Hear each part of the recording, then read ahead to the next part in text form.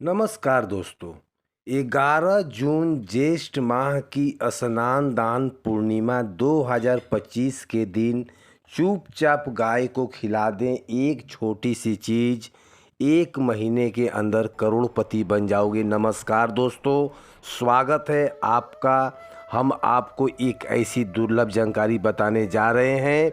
वास्तव में अगर आप स्नान दान पूर्णिमा के दिन अगर आप यह उपाय कर लेते हैं तो यकीन मानिए आप पर श्री हरि विष्णु और माता लक्ष्मी की असीम कृपा होगी और आप धनवान बन जाओगे। आप धनवान ना बनो तो मुझे बताना दोस्तों, मैं सौगंध खाता हूँ। बस जो उपाय आपको बताया जा रहा है उस उपाय को कर लेना। चलिए जानते हैं। स्नान दान पूर्णिमा के दिन चुपचाप गाय को खिला दें। यह एक छोटी सी चीज़ करोड़पति से अरबपति बन जाओगे।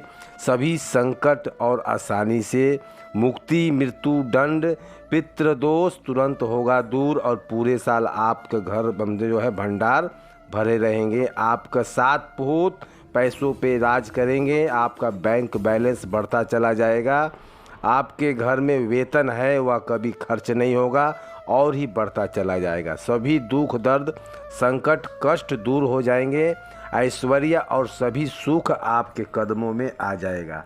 सभी सुख आपके कदम चूमेंगी यदि आप यह एक छोटी सी और ख़ास चीज़ चुपचाप गाय को खिला देते हैं तो तत्काल गरीबी आपके जीवन से खत्म हो जाएगी। भिखारी से राजा बन जाओगे और 33 कोटि देवी देवताओं को धारण करने वाली गौ माता की असीम कृपा व्यक्ति पर आजीवन बनती है। व्यक्ति के घर में कभी भी अन्य धन वस्त्र कभी भी कमी नहीं होती। अन्य धन के भंडार व्यक्ति के घर में भरा रहता है। तो दोस्तों, कौन कौन से गौ माता से जुड़े खास और महत्वपूर्ण उपाय हैं जिन्हें यदि स्नान दान पूर्णिमा के दिन कर लेते हैं तो दोस्तों, गाय का उपाय बताने से पहले मैं आपको स्नान दान पूर्णिमा के बारे में थोड़ा सा जानकारी दे देता हूं कि पूर्णिमा कब है और इस महीने में किस तारीख को पड़ रही है, 10 जून या 11 जून में। तो स्नान दान पूर्णिमा के दिन आपको पवित्र नदी में स्नान करना है दोस्तों। जिस दिन का इंतज़ार दुनिया भर के हर पंडितों, एस्ट्रोलॉजर और हिंदू भाइयों को होता है, वह दिन अब आ गया है। दोस्तों, आपकी जानकारी के लिए बता दें कि हिंदू धर्म में बहुत सी पूर्णिमा आती है, पर इस बार की स्नान दान पूर्णिमा बहुत ही दुर्लभ सहयोग जो है पड़ने वाली है। इसका महत्व बहुत ही अधिक बढ़ चुका है। इसमें सबसे पहले भगवान विष्णु तथा माता लक्ष्मी की उनकी विधि विधान से पूजा की जाती है। गौ माता की पूजा की जाती है, लेकिन इसमें सबसे ज़्यादा महत्व स्नान दान पूर्णिमा का माना जाता है। शास्त्रों में, वेद पुराणों में साफ साफ लिखा हुआ है, ज्येष्ठ महीने की पूर्णिमा भगवान विष्णु और माता लक्ष्मी जी का आशीर्वाद प्राप्त करने का सबसे सुनहरा दिन होता है। इस दिन भगवान विष्णु की तथा माता लक्ष्मी की बहुत ही ज़्यादा प्रसन्न मुद्रा में होते हैं और अपने दोनों हाथों से अपने भक्तों पर कृपा बरसाते हैं। एक तरफ दोस्तों मान्यता है स्नान दान पूर्णिमा के दिन जो चंद्रमा होता है वह अन्य दिन के मुकाबले सबसे ज़्यादा प्रकाशमान्य होता है और सूर्य देवता को अर्घ्य दिया जाता है। महिलाएं बैसाखी पूर्णिमा का व्रत रखती हैं। दोस्तों, अगर आप नहीं जानते तो आपके जानकारी के लिए बता दें, एक व्यक्ति की कुंडली में अगर चंद्र ग्रह की स्थिति अच्छी है तो उस व्यक्ति का भाग्य हमेशा उसका साथ देता है। वह व्यक्ति जिस कार्य को भी शुरू करता है उस कार्य में उसकी सफलता प्राप्ति होती है। इसलिए स्नान दान पूर्णिमा को हमारे हिंदू धर्म में बहुत ही ज़्यादा विशेष और ख़ास महत्व दिया गया है। आप लोगों की जानकारी के लिए बता दें कि 11 जून स्नान दान पूर्णिमा के दिन 52 तरीके के शुभ योग बन रहे हैं। कई सालों के बाद चंद्रमा का प्रकाश इतना प्रकाशमान होगा जितना कभी नहीं हुआ था। 30 साल में ऐसा दुर्लभ संयोग बनने जा रहा है। लक्ष्मी योग, ग्रह योग, नक्षत्र योग, अमृत सिद्धि योग जैसे शुभ योग का निर्माण हो रहा है। पूर्णिमा के समय में पूरे दिन का व्रत करना चाहिए। पूर्णिमा के दिन भगवान विष्णु जी की और माता लक्ष्मी जी का आशीर्वाद प्राप्त होता है। स्नान दान पूर्णिमा तिथि के दिन ब्रह्म मुहूर्त में सोकर उठकर किसी पवित्र नदी में जाकर स्नान करें। पूरे दिन का व्रत रखें। वैसे तो दोस्तों स्नान दान पूर्णिमा के दिन स्नान और दान का विशेष महत्व होता है, लेकिन इस दिन अगर आप ज्योतिष शास्त्र तंत्र शास्त्र के अनुसार एक गाय वाला उपाय विधि विधान से कर लेते हैं तो इस उपाय को करने के बाद साक्षात आपको विष्णु जी और माता लक्ष्मी जी का वह असीम आशीर्वाद भगवान विष्णु जी की कृपा से आपके 9 ग्रह आपका साथ देना शुरू कर देगा। आपके राहु केतु की दशा अच्छी हो जाएगी, क्योंकि एक व्यक्ति के जीवन के भाग्य का राहु केतु का नियंत्रण भगवान विष्णु जी के हाथों में होता है। दूसरी तरफ इस उपाय को करने के बाद आपके जीवन में धन आना शुरू हो जाएगा। आपके जीवन में जो धन आएगा उसमें वृद्धि होगी, उसमें बरकत होगा। आपको आपके जीवन के समस्त प्रकार की आर्थिक कष्टों से मुक्ति मिल जाएगी, क्योंकि दोस्तों अगर माता लक्ष्मी जी एक व्यक्ति को आशीर्वाद देती हैं, उस व्यक्ति को करोड़पति बनने से दुनिया का कोई भी ताकत नहीं रोक सकता। अब आप सोच रहे होंगे कि गाय को ऐसा क्या खिलाने से और ऐसा क्या उपाय करने से आपको विष्णु जी और माता लक्ष्मी जी का आशीर्वाद मिल सकता है। तो दोस्तों आपको बता दूं कि आपने देखा होगा जब भी आपके घर पर दिवाली की पूजा होती है या धनतेरस की पूजा होती है या फिर किसी भी पूर्णिमा की पूजा होती है तो आपके घर जो है घर वाले जो गौ माता की पूजा ज़रूर करते हैं और गौ माता को जो भोग लगाते हैं उसमें कुछ ना कुछ खिलाते ज़रूर है, चाहे 2 पूड़ी क्यों ना अवश्य खिलाते हैं। तो दोस्तों आपको इस उपाय को 11 जून स्नान दान पूर्णिमा वाले दिन ही करना है और सूर्य देव को अर्घ्य देना है और उसकी विधि विधान से पूजा करना है और एक घी का दीपक पीपल के पेड़ के नीचे जरूर जला देना है, क्योंकि पीपल के पेड़ में साक्षात भगवान विष्णु तथा माता लक्ष्मी जी का वास होता है और यह बहुत ही सरल उपाय है। तो पूरी जानकारी प्राप्त करने के लिए वीडियो के अंत तक बने रहिए। तो दोस्तों आपके घर में सदैव भरे रहेंगे अन्न धन का भंडार। जो भी जीवन दुख दर्द कष्ट है वह सभी दूर हो जाएंगे। इस वीडियो में हम आपको एक खास और महत्वपूर्ण चीज़ के बारे में भी बताएंगे, क्योंकि आपको स्नान दान पूर्णिमा के दिन गाय को ज़रूर खिलानी है। तो दोस्तों अपने फ़ायदे के लिए पूरा वीडियो ज़रूर देखिए। यदि आज की इस वीडियो को आपने बीच बीच में काट कर देखा तो यकीन मानिए जीवन में आपको कभी भी सफलता हासिल नहीं होगा, ना ही आपको पूजा का कोई फल की प्राप्ति होगी और ना ही भगवान विष्णु जी और माता लक्ष्मी जी का आशीर्वाद आपको प्राप्त होगा। तो वीडियो को पूरा ज़रूर देखें, क्योंकि इस वीडियो में आपको गौ माता से जुड़े उपाय के बारे में बताने वाले हैं, जिसे करने से आपके जीवन में दुख दर्द संकट जो भी है वह दूर हो जाएगी। कामयाबी में जो होने वाली बाधाएं आ रही है उससे आपको छुटकारा मिल जाएगा। गर्मियों में गाय को गोदना खिलाएं। अनेक देवी देवताओं को अपने शरीर पर धारण करने वाली गौ माता से जुड़े कई शुभ और अशुभ संकेत भी होते हैं। मतलब गाय का दूध निकालते समय यदि गाय ठोकर मार दे और सारा दूध नीचे गिर जाए तो अपशगुन होता है। यदि कोई यात्रा पर निकल रहे हों और गाय अपने बछड़े को दूध पिलाती हुई सामने दिख जाए तो निश्चित रूप से जिस काम के लिए आप निकले हैं वह काम आपका जरूर सफल होगा। और वह जिसके लिए आप निकले हैं वह जरूरी पूर्ण यात्रा पर जाते समय गाय की आवाज़ आना और रात्रि में गाय की हुंकार करना भी शुभ होता है। दोस्तों, स्नान दान पूर्णिमा के महीने में आप गाय के साथ भूल कर भी यह काम ना करें, अन्यथा लगता है घोर पाप। जी हाँ दोस्तों, गाय को राष्ट्रीय पशु बनाए जाने एवं इसके मौलिक अधिकार दिए जाने की बात हो रही है।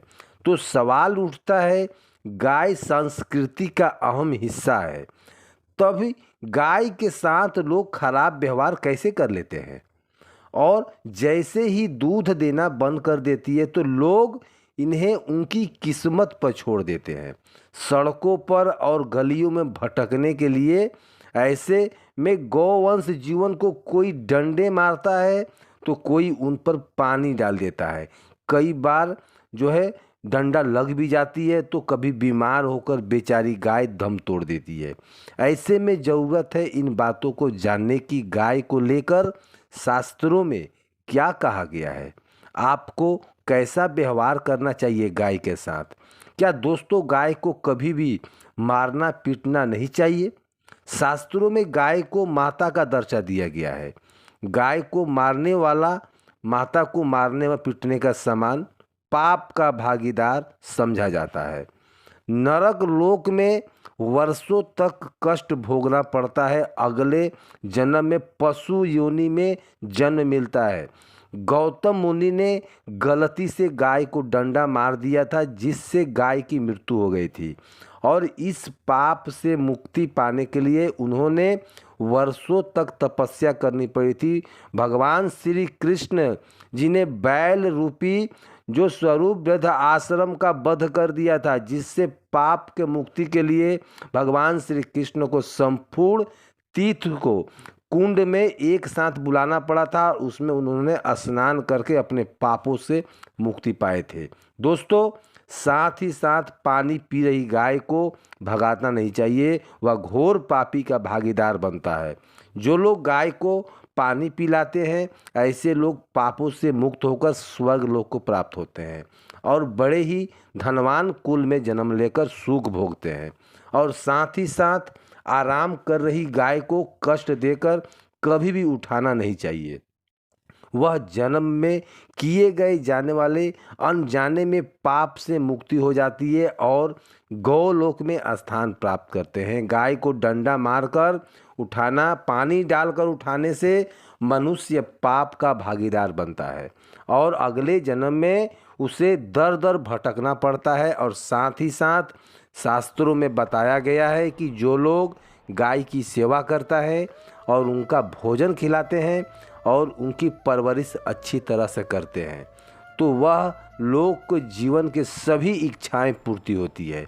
गाय के बछड़े से बचा हुआ दूध ही मनुष्य को लेना चाहिए, परंतु कुछ लोग एक बार गाय का दूध निकालने के बाद फिर से बछड़े के लिए बचा हुआ दूध भी निकाल लेते हैं। ऐसा करना घोर पाप कहा जाता है। ऐसा दूध को निकालने वाला और दूध को पीने वाला दोनों ही पाप के भागीदार बनते हैं।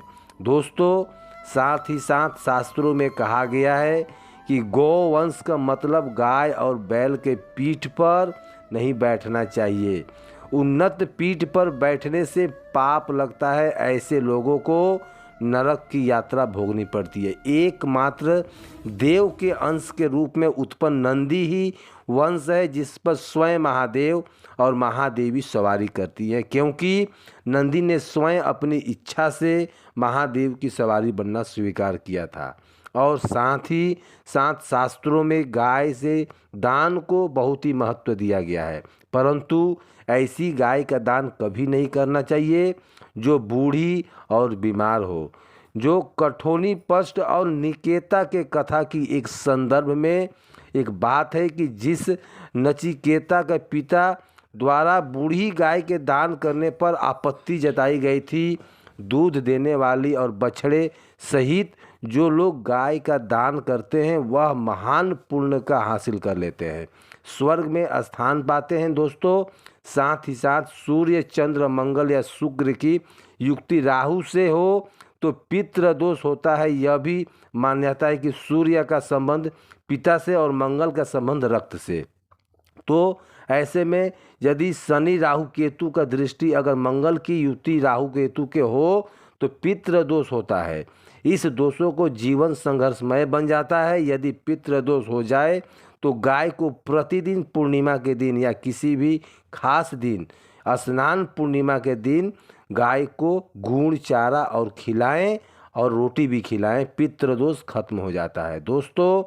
अब हर एक और मांगलिक कार्य में गौ माता को जुड़ी चीज़ जैसे गाय का गोबर, गौमूत्र और गाय का दूध से बना घी, अनेक चीज़ को जरूर शामिल करें। इससे आपको पुण्य भाव की प्राप्ति होती है। सनातन परंपरा के अनुसार जिस घर में गाय होती है उस घर से जुड़े सभी वास्तु दोष अपने आप खत्म हो जाते हैं। गाय के ऊपर जो कुबड़ होती है वह बृहस्पति गुरु है। अतः जन्म पात्री में यदि बृहस्पति आपकी नीच राशि में मकर हो तो यह अशुभ होने के जा रहा हो और सामने गौ माता आ गई हो और दिख जाए तो गौ माता को अपनी दाहिने ओर से जाने देना चाहिए।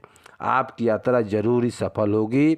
और साथ ही साथ यह संकेत भी जान लें, यदि आप यात्रा पर जा रहे हैं और सामने से गाय पड़ जाए तो आपने बछड़े को दूध पिलाते हुए सामने दिख जाए तो समझ जाना कि वह यात्रा आपके लिए ज़रूर ही सफल होगी।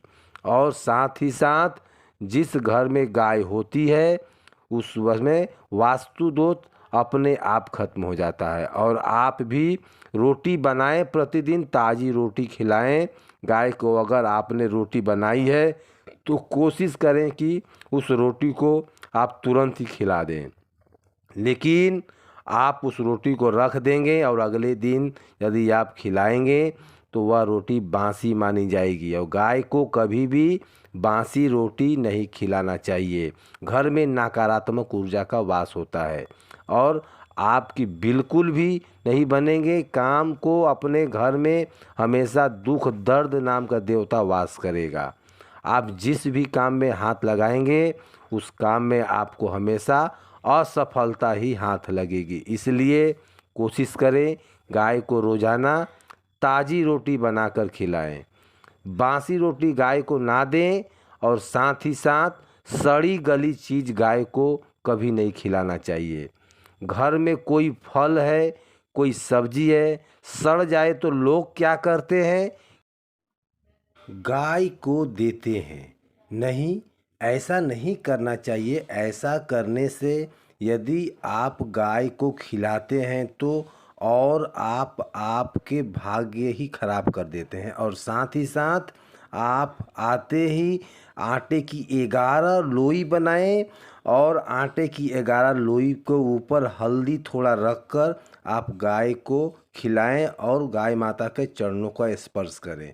या दोस्तों, ऐसा करने से आपके समस्त काम बनने लगेंगे। जो दो हक का समय चल रहा है वह भी ख़त्म हो जाएगा। आपके जीवन में खुशियाँ ही खुशियाँ होगी।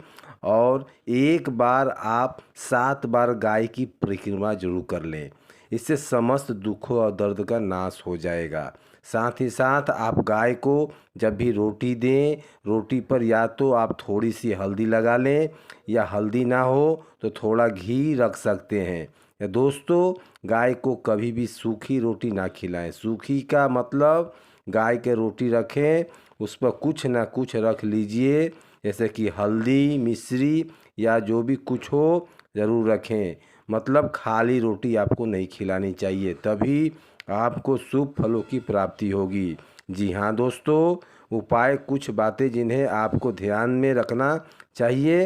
या दोस्तों, वीडियो अच्छी लगी हो, वीडियो को एक लाइक करें, ज़्यादा से ज़्यादा अपने दोस्तों और परिजनों में शेयर करें। हमारा चैनल आपको इतनी ज्ञानवर्धक जानकारी प्रदान करता है तो आपका भी यह विशेष रूप से कर्तव्य बनता है कि आप हमारा चैनल को अवश्य सब्सक्राइब करें।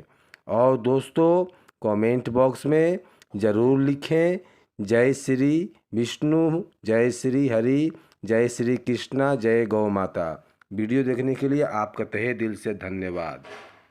जय माँ लक्ष्मी।